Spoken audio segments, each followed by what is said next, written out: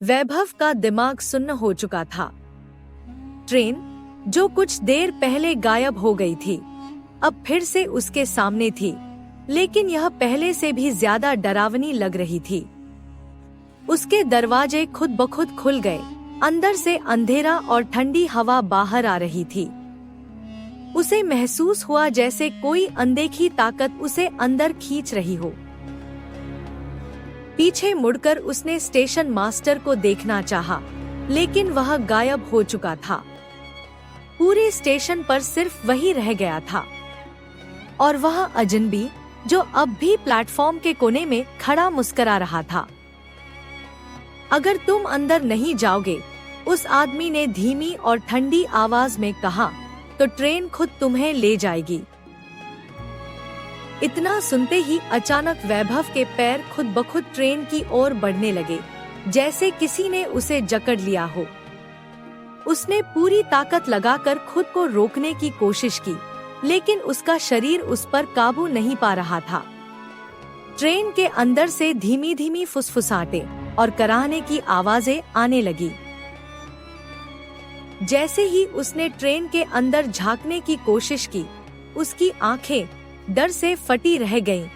सीटों पर हड्डियों के ढांचे बैठे हुए थे। उनके खाली गड्ढों जैसी आंखों से धुंध निकल रही थी। कुछ यात्री अपनी जगह से हिले, उनकी गर्दनें अजीब तरीके से मुड़ गईं और उनकी बेजान आंखें सीधा वैभव की ओर देखने लगी। अब तुम हमारे साथ हो, अंदर से एक भयानक आवाज आई।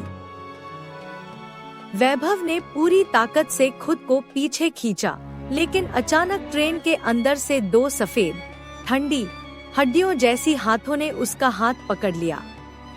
वह चीख पड़ा। नहीं, उसने पूरी ताकत से चिल्लाया, लेकिन उसकी आवाज धुंध में खो गई। दरवाजे बंद हो गए और ट्रेन अंधेरे में गुम हो गई।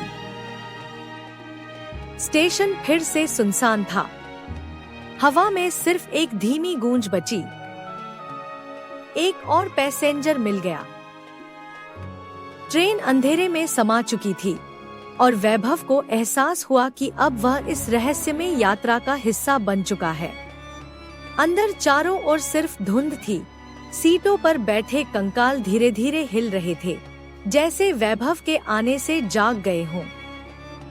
उनके सूखे सफेद हाथ सीटों की हत्थियों को कसकर पकड़ रहे थे और उनकी खाली आंखों की गहराई में एक भयानक अंधेरा था।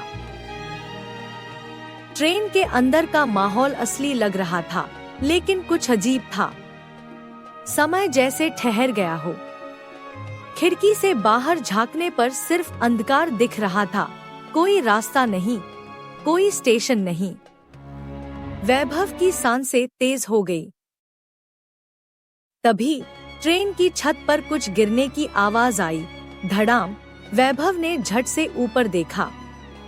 कोई चीज वहां रेंग रही थी। अचानक एक कंकाल जैसा चेहरा खिड़की से झांका, खाली आंखों से उसे घूरता हुआ। तुम बच नहीं सकते। सीट पर बैठे कंकालों में से एक की जबड़े हिले और धीमी पर गूंजती आवाज निकली। वैभव का दिल जोर से धड़कने लगा। उसे कुछ समझ नहीं आ रहा था कि ये सब सपना है या हकीकत। तभी ट्रेन की बत्तियां झपकने लगी और सीटों से सभी कंकाल धीरे धीरे खड़े होने लगे। उनकी हड्डियां चरमराने लगी और उनकी उंगलियां वैभव की ओर उठने लगी। तुम यहाँ क्यों आए? एक गूंजती हुई आवाज आई। वैभव ने पीछे मुड़कर देखा।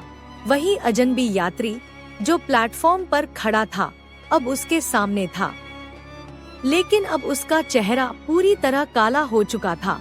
आंखों से धुआं निकल रहा था।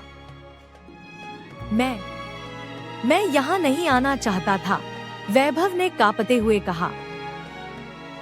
अजनबी यात्री मुस्कुराया, लेकिन उसकी मुस्कान डरावनी थी। अब तुम यहीं रहोगे, हमेशा के लिए। ट्रेन अचानक झटके से रुक गई। दरवाजे खुद ब खुद खुल गए। बाहर सिर्फ गहरी धुंध थी, लेकिन धुंध के बीच वैभव को कुछ चलता हुआ दिखा। वह इंसान न